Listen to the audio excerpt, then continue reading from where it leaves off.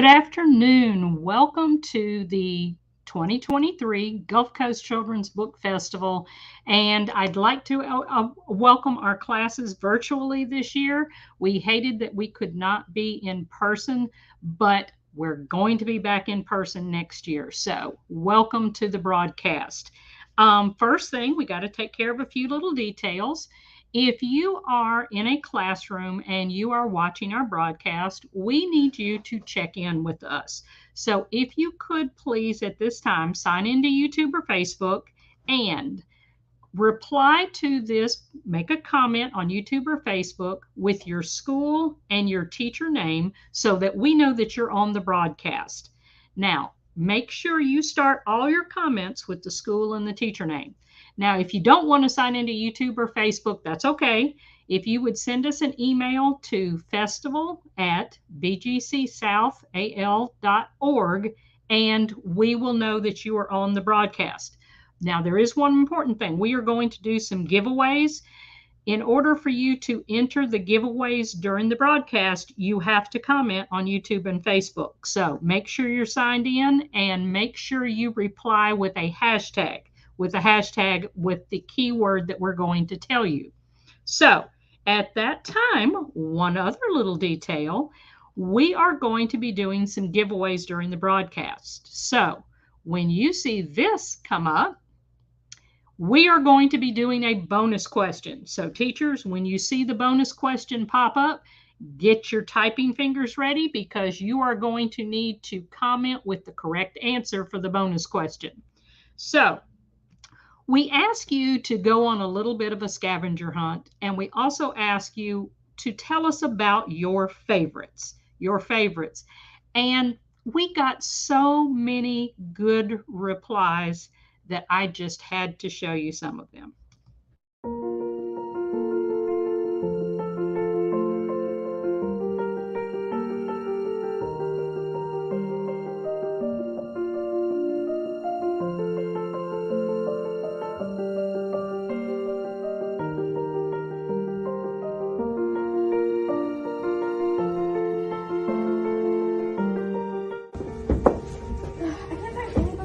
To read. I've already read the summaries on the backs and everything. Same. The papers know their books are. Girls, what are you looking for? A good and interesting book series. I have the perfect series. Follow me. These books are so interesting and kept me reading the whole time. I know. I started reading last week and I'm already on number 5. Tales from Not So Smart Miss Know-It-All. I think we found the perfect series, Reed. Yeah. I've been reading since last month and I'm already on book 12, Tales from a Not So Secret Crush Catastrophe. Wow, great job, girls. These books are silly and entertaining. I relate to Nikki so much. A week later. OMG, I can't believe I've already finished the series. Same. These are my favorite book series. Dork Diaries is the perfect series for young ladies. Dork Diary books have quite a bit of drama and I like that about them. Dork Diaries are very entertaining and full of events. That's what I like about them. Dork Diaries is very cool and entertaining. That's what I love about Dork Diaries. We love Dork Diaries!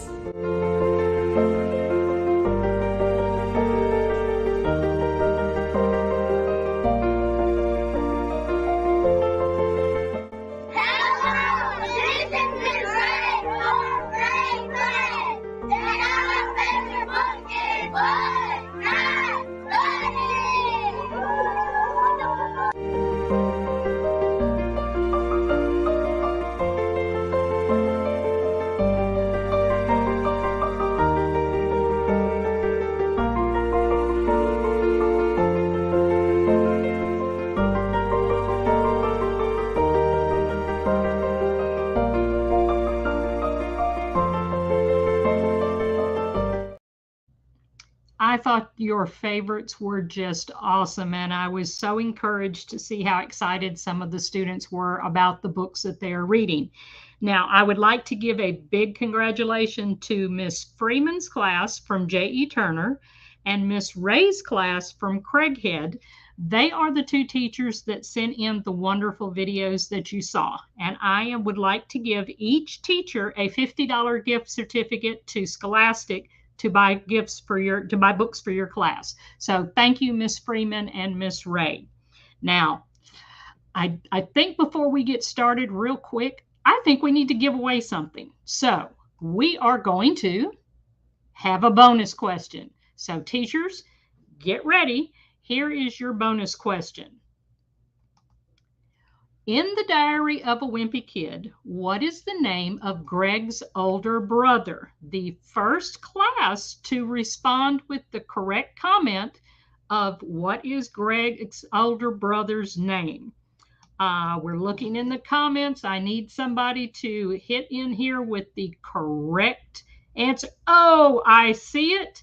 We have a winner, Miss Jennifer Ward's class. Jennifer Ward's class, you had the correct answer. His older brother's name is Roderick.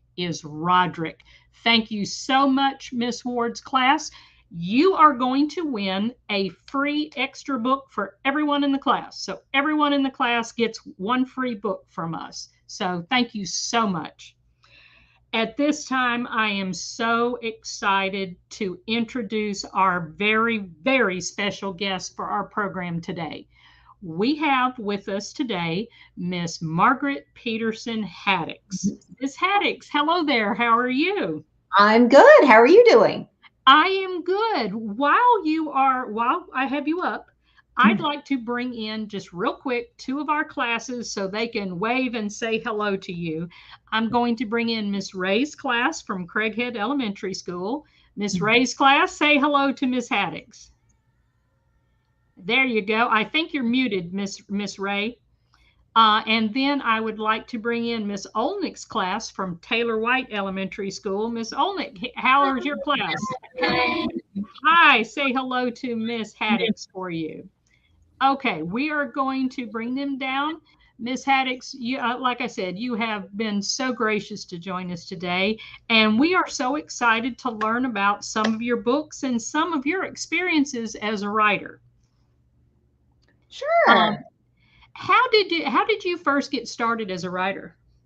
Well, I started out when I was in about 3rd grade. Not that my first book was published then, but that was when I started thinking I would really love to become a writer. And it was because I loved to read books. And I'm not sure I really understood before that who got to create the books. But as soon as I realized some real live person gets to create this book, I was like, that would be the best job ever. That would be so much fun. So even when I was a kid, I would make up stories and write them down. I will say sometimes I was a little lazy about that. And sometimes I would just tell them to my younger brother and sister. And it's kind of fun because my younger brother still remembers many of those stories that I told him when we were kids. That is wonderful. You know, we have yesterday's program, we had the 2nd and 3rd graders, and we met 3 brothers who are, there is a pre-K, a 2nd grader, and a 3rd or 4th grader, and they have written their first book together. All right. And so that is so encouraging that you started at about that same age, and look where you are today. And could you possibly tell us about your very first book? Sure. My very first book was called Running Out of Time, and I actually do have it right here. It kind of coincidentally, this was what it looked like originally, and it has just this month been reissued with a brand new cover that looks like this. I maybe should even like hold it up so it's like half my face, half her face, something like that. But this is what the new cover looks like. And it's actually getting ready for a sequel to that book that's coming out this month called Falling Out of Time that looks like this.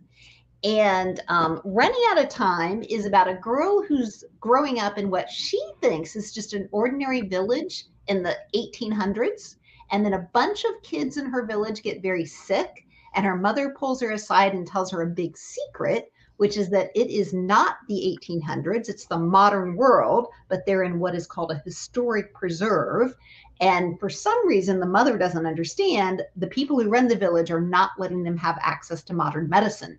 So this girl, Jessie, has to leave and get help for the sick kids even though she doesn't know anything about the modern world, doesn't know about telephones, doesn't know about refrigerators, doesn't know about computers, doesn't know about cars. She's very puzzled by all of that, but she has to get help.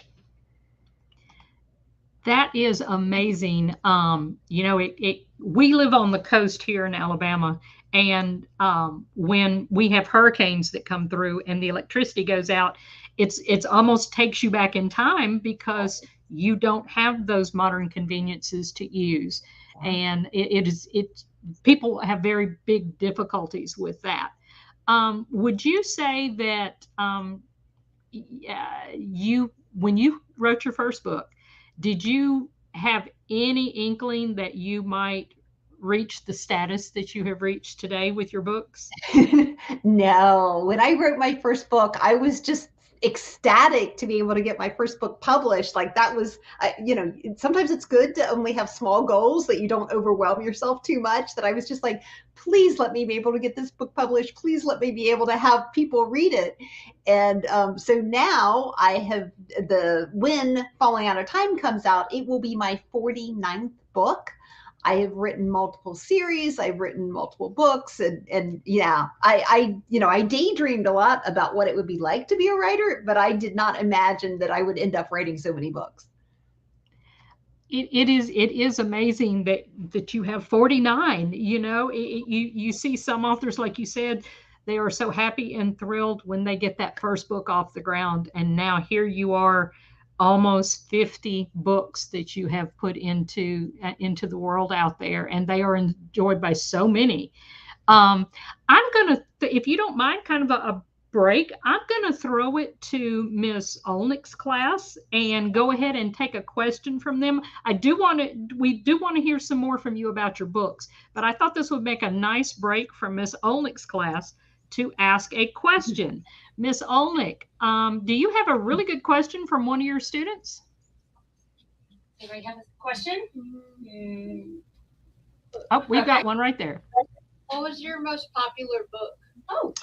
Oh, that's a good question. What is your most popular book, Miss? Conveniently, it is right behind me, although I just realized that I put up the original cover rather than the newest cover. It is a book called Among the Hidden, which is about a boy who's growing up in a place where people are only allowed to have 2 kids, and he's a 3rd child. So he has had to spend his entire life hidden.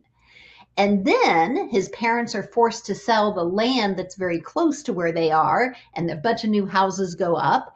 And he realizes that in one of those houses, there's another 3rd child hidden there. And he has to decide, does he have the courage to go over and meet this other hidden child?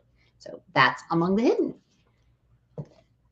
That is an amazing premise. How did you come up with an idea to form the basis of this book?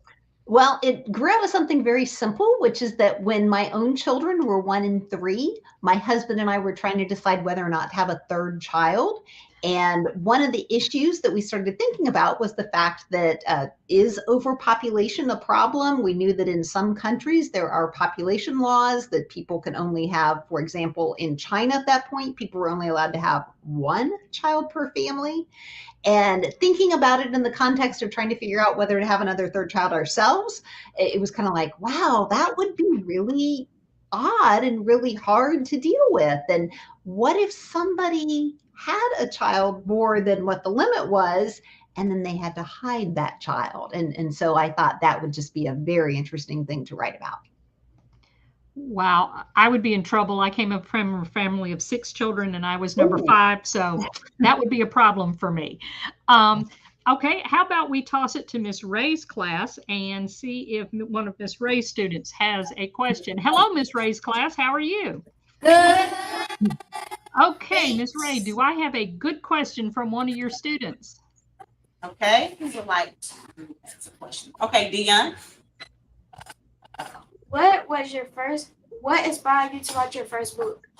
Oh, that's a good question too. My very first book, Running Out of Time, the one that I already talked about a little bit, it grew out as something that I did on a job that I had before I started writing books. I started out working as a newspaper reporter. I worked in Indianapolis, Indiana, And I was at the beginning just a general assignment reporter, which meant that I was kind of all over the place. I could be covering all sorts of different stories, interviewing all sorts of different people. And one of the things that I did was that I went and did a story about this historic village called Conner Prairie. And one of the workers there told me that sometimes when she was there, she would almost forget that it wasn't the past. And I thought, what if there was a village like this where everything was hidden about the modern world and the adults never told the kids the truth about what year it really was? And at that point, I thought this would be really interesting to write about, not just as an article for the newspaper, but as a story that would be a book for kids. I kind of have not exactly a follow-up question, but you stated that when you were in third grade, you first started considering writing a book. Did any of the ideas that you got as a third grader, did any of those ideas make it into any of your books? Not that. That is a good question. I'm not sure anybody's ever asked me that before. That's a really good question. Not anything directly related to what I wrote as a third grader, or I'll kind of stretch it a little bit to make it fourth grade. I do remember that in fourth and fifth grade, I was writing a story that was a time travel story. And I have an entire series of books that's time travel. I'll kind of pull this one out. It's a series called the Missing Series. This is the first book called Found. And it starts out with an airplane landing at an airport where it's not supposed to be. And there are no adults on the entire plane, only 36 babies. And then it turns into a time travel series after that. And it's funny because I didn't really think about it until after I'd written at least a couple of the books in that series. And then I was like, oh yeah, I wrote a time travel book way back when I was in fourth and fifth grade, but I never finished it. So I guess in a way you could say this is maybe the revision of what I had written way back then. That is wonderful. You never know what you come up with as a child, how it affects you when you get older. And this definitely affected you. Well, while we continue talking, the teachers that are viewing the broadcast, I'd like you to send into the comments any questions you have for Ms. Haddix, and I will start bringing them up as we go. Ms. Haddix, did your parents really support your idea? Did you let them know that you wanted to be a writer? And if you did they support you? Well, that's also an interesting question, because I am not sure that I told my parents at such a young age that I would like to be a writer. I think I was kind of protecting that dream, because not that my parents would have been disapproving of it, but it would have been far outside of what they would expect. And both of them do not like to write. They love to read. Both of them are huge readers. And particularly at that time, they were both huge readers, but they didn't like to write themselves. So I was kind of shy about even telling them that that was something that I really thought that I would want to do someday. And ultimately, when I did tell them, when I went off to college, and one of the things that I studied was creative writing, and I also studied journalism to get ready to work for a newspaper. When I was telling them that I was doing that, the reaction was kind of like, why do you want to do that? And so it took them a little while to understand that it was something that I really loved. And then they were very supportive. They were kind of like, well, that's kind of hard to break into. And I was like, yeah, I know. That's why I'm majoring in other things too, so I can have a backup plan. So if this doesn't work out, I'll still be okay. But they were very supportive. And once my first book came out, nobody was prouder than them. So yes, they were very supportive. It just took them a while to kind of get used to the idea that that was what I wanted to do. And it is, sometimes you surprise your parents with what you would like to do. Okay, we have got some really good questions coming into the feed. So I'm going to start bringing up some of these questions.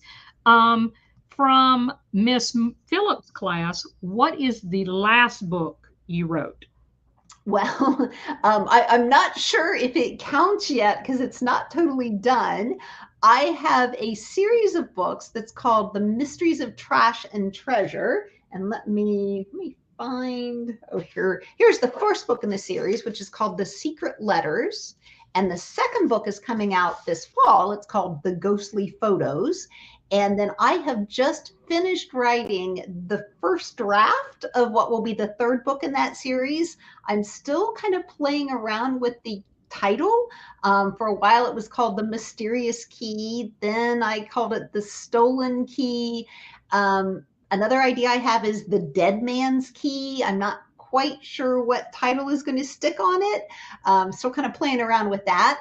But it is obviously a series of mysteries, and the kids in the books, their parents both run junk removal companies. And their parents also think that kids should work for their parents during the summertime. And so Colin and Nevaeh, the two main characters, are having, in The Secret Letters, they're having to spend their entire summer while their friends are like playing video games or at the pool or just taking it easy. They're having to work in junk. And while they're doing that, they discover that there are shoeboxes full of letters written by kids about 50 years ago, hidden in attics in their hometown. And that starts them on finding the solution to these big mysteries that are also hidden in their hometown. So that's kind of a long story to get to what my most recent book is.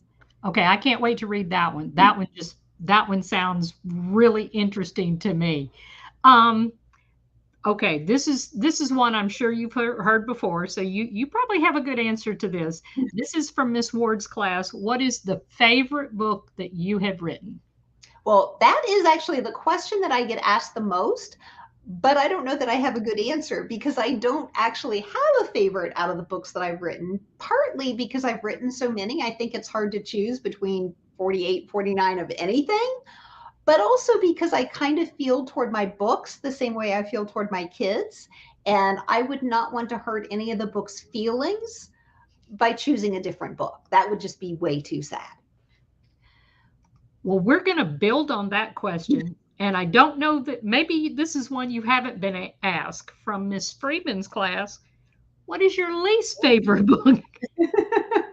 Well, if I'm not going to hurt their feelings by saying that a different book is the favorite, I am definitely not hurting the book's feelings by saying that it's a least favorite. I'm with you there. That sounds really good. Now, here's a writing process question from Miss Phillips' class. How long does it take you to write one book? Well, that is a good question. It usually takes me 2 to 3 months to do the first draft of a book. And then I'm sure kids can relate to this, that, when you finish a first draft, you want to say, yay, I'm done. But then you realize that maybe it's not as good as it could be. Maybe you have a teacher who says, I think if you work a little harder on this, it can be even better. And that's kind of how it is for me, even though I've been doing this for many, many, many years. I can always improve that first draft. So sometimes it takes me another 2 to 3 months to do all the revision that I need to do. So I figure 4 to 6 months per book, but sometimes my books have been quicker than that. I have some books that are for younger kids that are pretty short. And so, that's been faster.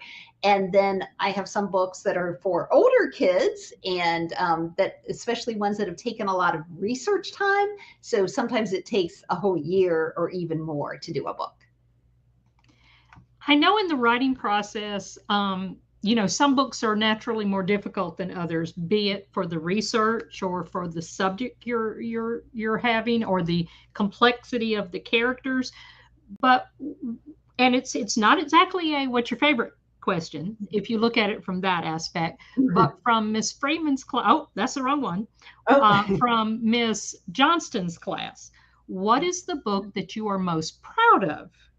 Oh, yeah, that is a different question. So yes, I'll agree with that. I would say the thing that I am most proud of is when I hear from a kid directly, or sometimes from the kid's teacher or the kid's librarian or a parent, that there's a particular book that has made that kid go from being someone who would say, oh, I don't like to read, that's no fun, to being someone who's like, oh, I love to read, I really enjoy it, it's a great thing to do, not just for school, but to do just for fun.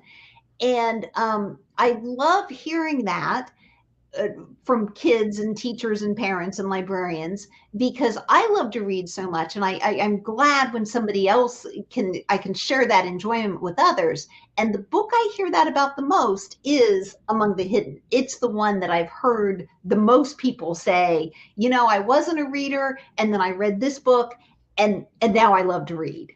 And that's my favorite thing to hear. That is the thing that I'm most proud of. That is wonderful. Okay. This you might have to dig deep into this one. From Miss Ward's class, is there an author that inspires you? Yeah. The way in which I need to dig deep is not thinking of an author's name, but like stopping from naming 10 million authors. There were so many authors that I was inspired by that I read when I was a kid. There are lots of authors who are writing for kids now that I love reading their books, and I'm very inspired by them. And I think, you know, I want to see how they do it so that I can make my own writing better. Some of the authors that I feel that way about, I think Sharon Draper is wonderful. Like me, she is from Ohio originally. I think she's moved to Florida now, but you know, I'm really proud of her that, you know, her books are so amazing. So Sharon Draper is one, Lisa Yee is one, Rebecca Steed is one. You know, there are just lots and lots and lots, and I know I'm leaving lots of people out, but those are at least three that inspired me. I am going to bring in Miss Olnick's class, because she sent a question in the feed, but I'm going to let them ask you directly from her class. So okay. Miss Olnick's class, the question you sent in the comments, would you ask Miss Haddix now? If you weren't a writer, what would you want your job to be? Could you repeat that a little louder, Miss Olnick? All right, she asked, if you weren't a writer, what would you want your job to be?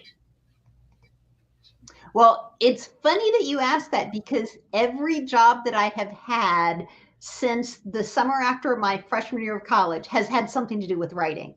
I worked at a camp as a cook for a while the summer after my freshman year of college, and ever since then, there's been a connection to writing. One of the things that I have done is teach writing. And I don't know, maybe you would not let me do that either because it's too connected.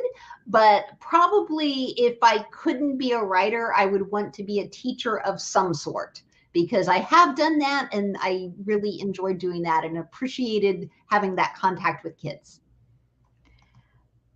I'm gonna kind of combine two of these questions instead of asking an age. Miss Freeman's class, when did you publish your first book? Okay, well, the Running Out of Time, and I'll hold it up again so you can see it. Running Out of Time came out in 1995. So if you want to do the math really quickly, that's 28 years ago. Now, this one, I like this question because there are just some characters in books that just grab you by the heart, and you're just, so Miss Ward's class is, who is your favorite character in a book that you've written? Well, I will pull, you know, I have trouble with favorites, but I will pull out two different people. One of them is Jessie in Running Out of Time, the first book. And partly because it was my first book, I kind of felt like I didn't know what I was doing. And Jessie is very much a can-do type person, that she's like, okay, I'm not sure I know what I'm doing either, but we're going to get through this together. And it may sound kind of strange that I say that because she's a fictional character. I made her up, but I felt like she was helping me through the book. So she's one of the characters that I really love. Another one I would say, let me see if I can find, oh, I do have the book. I have a book called The Strangers, which is the first in a series called The Greystone Secrets. And it's about three kids who find out that three kids almost exactly like them have been kidnapped, and they have to figure out if there's a connection. And one of the kids well, actually, I kind of like all of the kids in this. We'll say they were all three my favorite. That the oldest brother is named Chess, and he's very responsible, takes care of his younger brother and sister. Emma, the middle kid in this book, is someone who really likes math and figuring out puzzles and codes, that kind of thing. And that's very fortunate because there's a lot of that they have to deal with. And then the youngest kid, Finn, is just one of those kids who loves everybody and thinks everybody loves him. And it's true, everybody does love him. And he's just a lovable kid, and was really fun to write to. Those sound like amazing characters. We actually have, I love this question, because everybody has this. This is from Miss Washington's class. As a child, what was your favorite book by another author? Yeah, I had many that I really loved. Let me think. 4th, 5th grade, it was probably from the Mixed Up Files of Mrs. Basil E. Frankweiler, and by E.L. Konigsberg, which is maybe a book that kids nowadays would recognize. Another of my favorite books at that age was a book that was called She the Adventuress. Adventuress meaning a female who's an adventurer. And that was a book I've only met 2 or 3 other people who've ever heard of it. People who were my age, so I'm sure you guys wouldn't have heard of it. But it was about a girl who ended up on a boat going to Europe by herself. And I thought that would be a lot of fun. I am going to see if Miss Ray's class has one more question for us. Miss Ray, does your class have another question for us before I go back to the comments? Keaton. I know you've written and published a lot of books, but have you used one of your relatives as a character in any of your books? Okay. That was a good question. That is a good question. I try not to have anybody that I know in real life just plop down into my book exactly as they are, but I definitely pull characteristics from people that I know in real life and give them to the characters in my books. And actually, when I was writing this book, Found, the first of the time travel series, my own son was in 7th grade. And so every time the main character in this book is a 7th grade boy. And so every single time that I would think, well, what are 7th grade boys interested in? What do they like doing in their spare time? Every time I would think that, I think, well, this is easy. I live with a 7th grade boy. And so when the book came out, my sister said that it reminded her that Jonah, the character in the book, reminded her a lot of my son. And I was kind of like, yeah, I can see that. He is a lot like my son.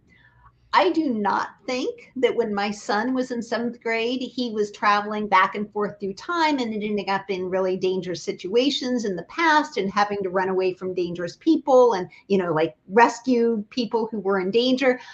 I don't think that's what he was doing, but I do know that if he had been doing all of that, he probably would not have told me. It must be difficult not to include your surroundings, whether it be settings, whether it be characters, whether it be situational things. It must be difficult not to include those in some of your books. We talked to an author yesterday with the 2nd and 3rd graders, and she was telling us about the process she used to write a book. And she did collages and drawings and journals in order to start a new book. So Miss Watts' class wants to know along those lines, what process do you go through when writing a book? Yeah, I'm not always consistent about using the same approach. That it kind of depends on the book a lot in terms of what my process is. That sometimes I write a lot of notes to myself ahead of time to remind myself how it's supposed to go. Other times I'm much more, I just spend a lot of time thinking before I do any of that. And the more I think about it, the more I realize that's where I've done a lot of the hard work. And I don't know about you guys, but I find that I think better if I'm doing something where my body is active and I'm not just sitting and thinking. And actually, scientists have kind of looked at this and they said there is a connection between having your body being active and having your brain work better. So a lot of times what I'm doing is I'm doing a lot of like taking long walks or swimming laps or sometimes doing boring chores like mowing the yard or washing dishes or folding laundry. And when I do that, my mind is racing, thinking about, okay, so I want this to happen in the book, and then I want this to happen, and this is going to be an important character. And oh, wait, this is how these characters are going to be connected. So I do a lot of the work when I'm doing other things. And then I do make notes to myself, and I do think a lot. Sometimes when I'm writing the book, sometimes I'll figure out a new way to go or a new direction to go with the ideas. And then I have to kind of take a step back and go, okay, do I take it in this direction or do I take it in this direction? What am I doing here? So I use a variety of different processes. We have another good question that kind of stems off of what you just told us, what motivates you to write. Do you ever struggle to write? And if you do, what helps you? And that's from Miss Olnick's class. Yeah, that is a good question. I do struggle to write at times. I mean, sometimes it feels like it comes easily, and sometimes I'm sitting there and thinking, I don't even know what words are right now. I can't even write a sentence that sounds good. So yeah, there are times that I struggle, and I've kind of figured out that there are two different reasons that I struggle. Sometimes the problem is that I don't know enough about what I'm writing about. And sometimes I need to step back away and do some research and figure out, let's say I'm describing someone fixing an engine and that's not something I'm an expert in. And so then I need to go and look at diagrams and be like, oh, well, this would be connected this way. And these are the terms that I need to use, that kind of thing. So sometimes I need to take a step back and do some more research. Sometimes I need to take a step back and do some more thinking. Other times I do know what I want to have happen, and what I'm just struggling with is the words themselves or the sentences themselves, and it feels like everything is really clunky and it's not working very well. And what I do when I'm having that problem, I make myself keep writing, and I tell myself, even if what I'm writing right then is really bad, I just need to keep going, and I can always come back and revise. That is one of the nice things about writing, that you get as many chances as you want to improve what you've done. That like if you're, I don't know, a gymnast or a brain surgeon, or there are so many things that you have to do it right at a particular time. And, if you mess up as a brain surgeon, you only get one chance probably. And if you're a writer, you could do it wrong, and then you can take some time to think about it and then come back and go, oh, well, maybe if I try it this way instead, it might be better. Well, maybe it's not. And then I can go away and then come back to it and improve it. And you get as many chances as you want. You don't have to be perfect. And I appreciate that. Miss Haddix, I'm going to ask you one more question from the comments, and I know you have to go, but this is from Miss Ward's class. Have you ever written a book about real people? Now, I'm assuming either A, real people, or B, a nonfiction book. Yeah, I do not have any books that are nonfiction. I have done, like when I was working for a newspaper, I was writing nonfiction, but none of the books that I've done are nonfiction. I have had characters or people who are real people that I've used as characters in my books when I've done either the time travel or the historical novels that I have done, that I've used examples of real people. That in some cases, it's somebody who's well known, like kings or queens or people like that. In some cases, it's somebody who's not as well known, but as I've done the research, I've gotten really interested in what that person's life was like. And so I want to put them into the book too. I'm going to admit I told you a story. A question just popped up that I just kind of want to know the answer to from Miss Phillips' class. It'll be very short. Miss Phillips' class wants to know, do you remember the first chapter book you read as a child? That is a good question. I'm trying to think what it would likely be. I think there were a series of books that they were old even when I was a kid, but there was a series of books called the Bobbsey Twins. And I thought it was very cool because it was an older brother and sister who were twins, and then a younger brother and sister who were twins. And I always kind of wished that I had a twin. So I thought that was a very cool situation. And so it was probably one of those books that I read as the first chapter book that I read. I vividly remember those along with the Hardy Boys and Nancy Drew. So Miss Peterson, Miss Peterson had it. I would like to pull up the two classes that were so kind enough to join us on the broadcast, Miss Ray's class and Miss Olnick's class, to tell you goodbye. Thank you so much. You just have brightened up our day and have added so much to our book festival, and you have been so kind to give us your time. And we just want to say thank you. Miss Olnick's class, Miss Ray's class, give Miss Haddix a round of applause, please. Thank you so much, Ms. Haddix. And if you are ever near Mobile, we would love to have you. Next year, we are going to be in person. We are not going to be virtual. We are going to go back in person, and we would love to bring you here to Mobile. Okay, well, I can't make any promises about that, but I'm very honored to be invited, and I hope you continue to have a lovely festival this year, and I hope you have even more fun next year when it's in person. Thank you. Well, thank you so much, and have a wonderful afternoon. Bye. Bye-bye. That, Miss Haddix, was wonderful. I know you're excited about the rest of this, and I have a nice little surprise for you.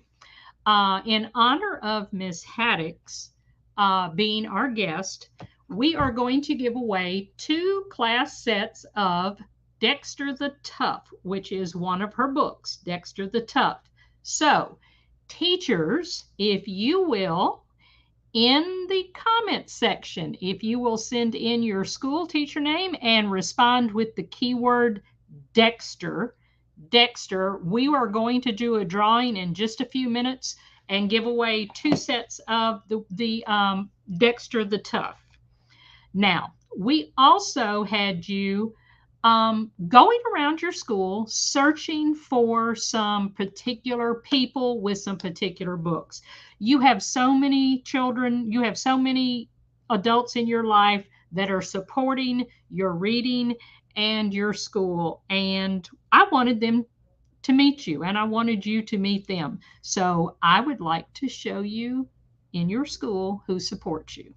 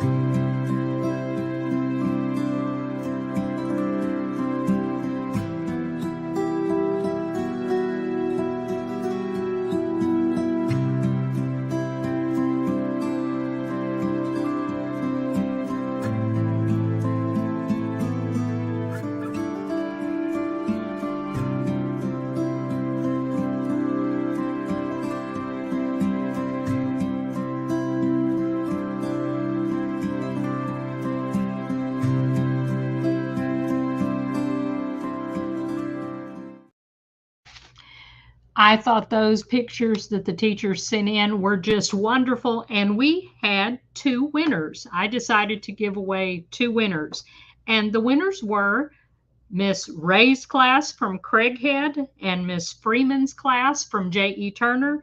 You will each receive a $50 gift certificate from Scholastic to buy books for your classes.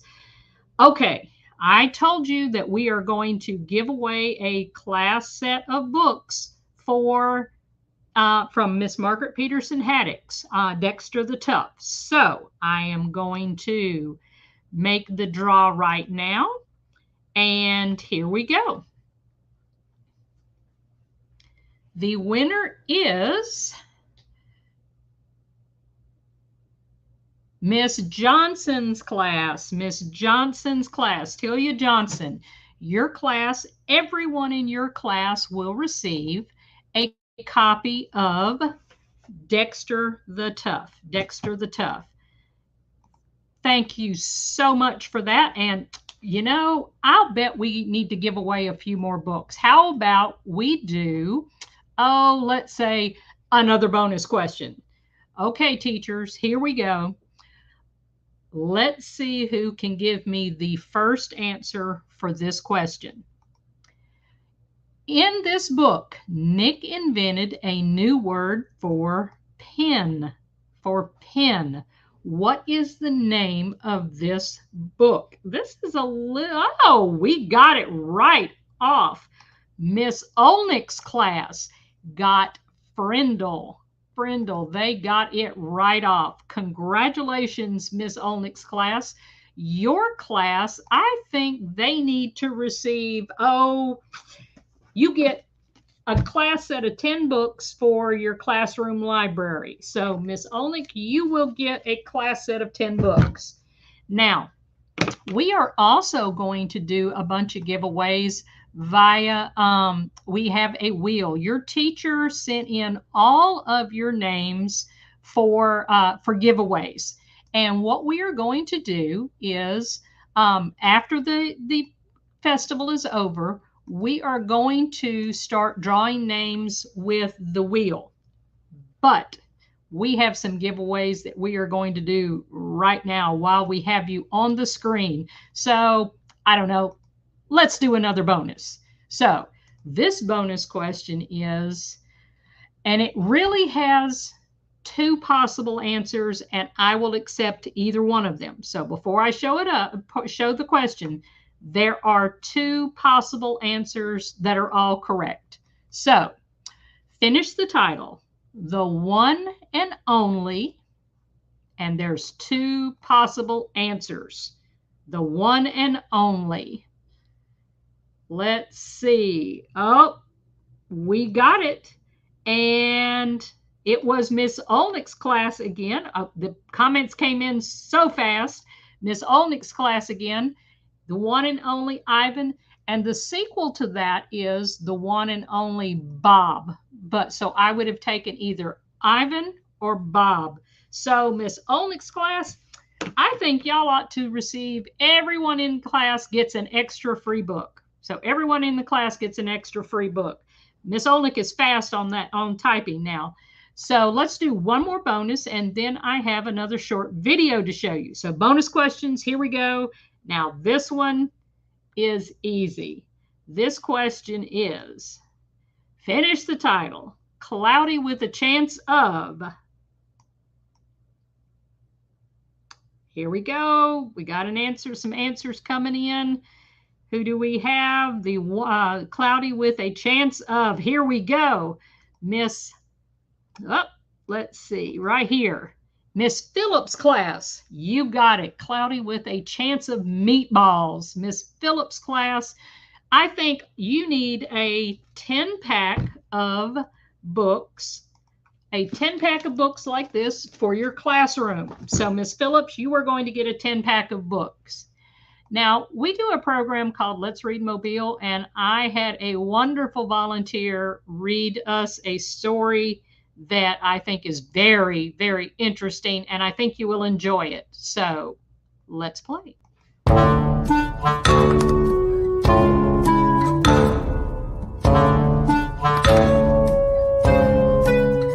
I am Jessica Shaneyfelt, and I am the center manager for the Parkway Senior Center. So today we are going to read If Kids Ruled the World by Linda Bailey.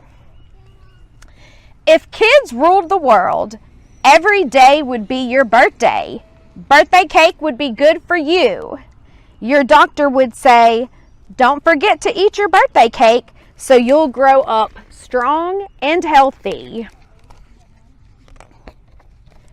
If kids ruled the world, there'd be no such thing as bedtime. Beds would be for bouncing on and hiding underneath. Pillows would be for pillow fights. No one would ever make a bed. What's the use of that?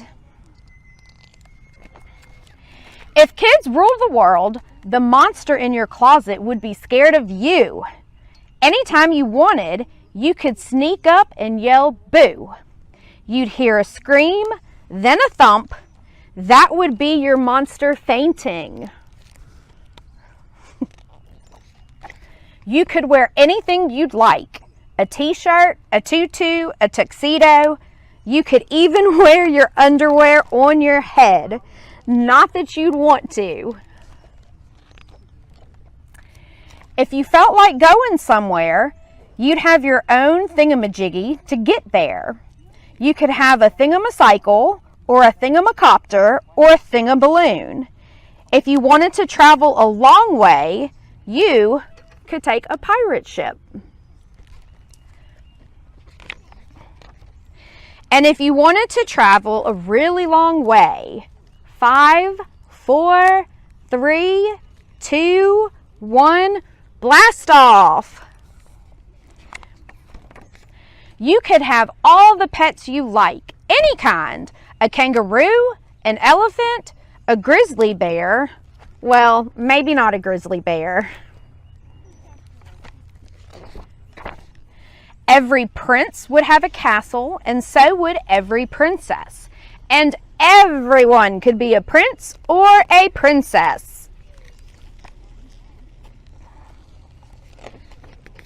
Every yard would have a lake, with frogs for catching and rafts for riding, a dock for diving, and a mysterious island to swim to.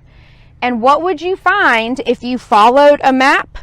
X marks the spot for treasure. You'd never have to take a bath again. That's what the lake is for. But if you felt like taking a bath, you could have all the bubbles you wanted and a bathtub big enough for all of your friends. Every yard would have a tree. Every tree would have a tree house. And every tree house would have a rope ladder to pull up behind. You could keep your secret diary there, your secret codes too. You wouldn't even have to think, you wouldn't even have to use invisible ink because no one could come in, not unless you said so. You could go to any school you like. Circus school, fairy school, inventing school.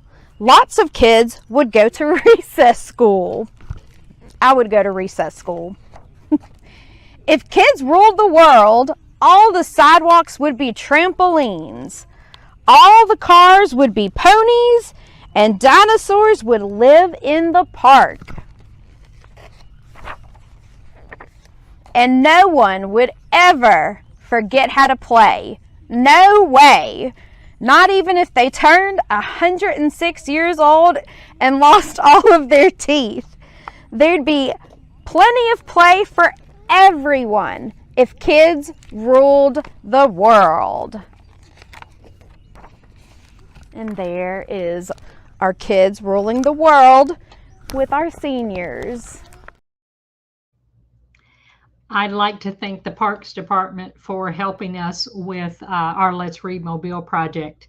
Okay, I promise you we would spin the wheel.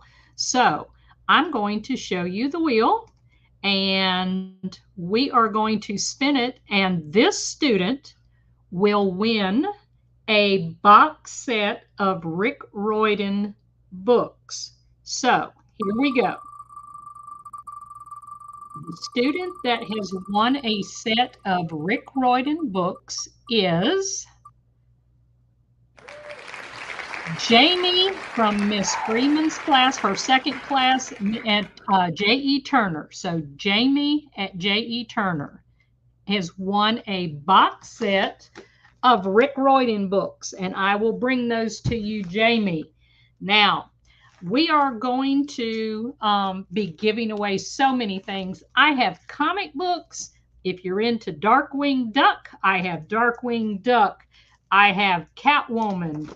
I have Black Adam, and I have so many comic books and graphic novels and box sets that we are giving away so many things. However, I promised you we would send out some more stuff. So teachers, this is a gift for you. This is for a 10-pack of books for your school, your classroom library.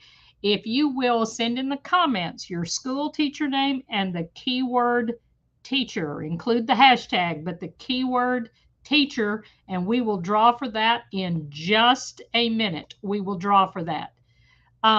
Now, we're gonna keep going. We would like to give away, let's say, I think we need another free book for everyone in the classroom. So we are gonna go have another bonus question. So our bonus question is, here we go. Here's for you Potterheads. Where does Harry Potter go to school?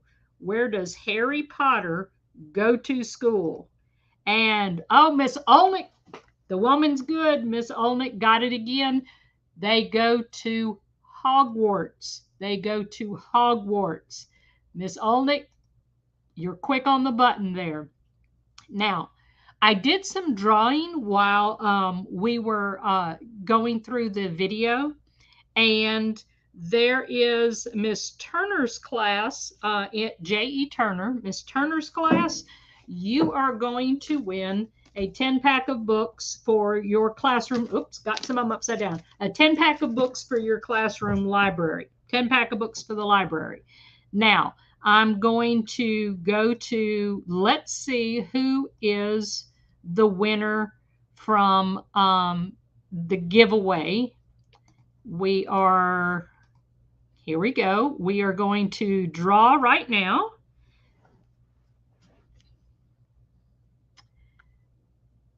Miss Kimberly Washington. Miss Washington, you are a winner for your classroom.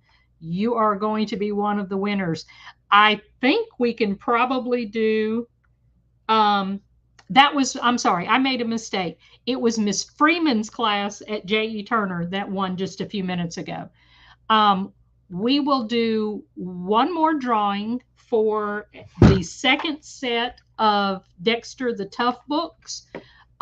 So what I'd like you to do is enter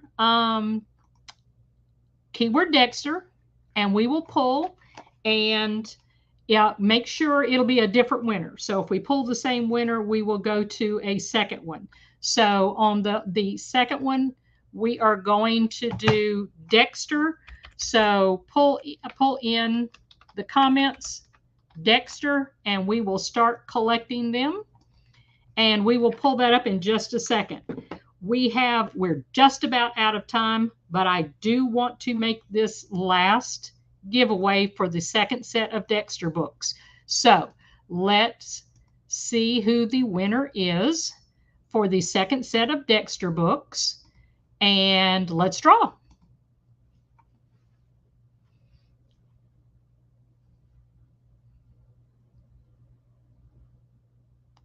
Miss Ray's class is the winner of the second set of Margaret Peterson Haddock's books, and we are going to go to Miss Ray's class.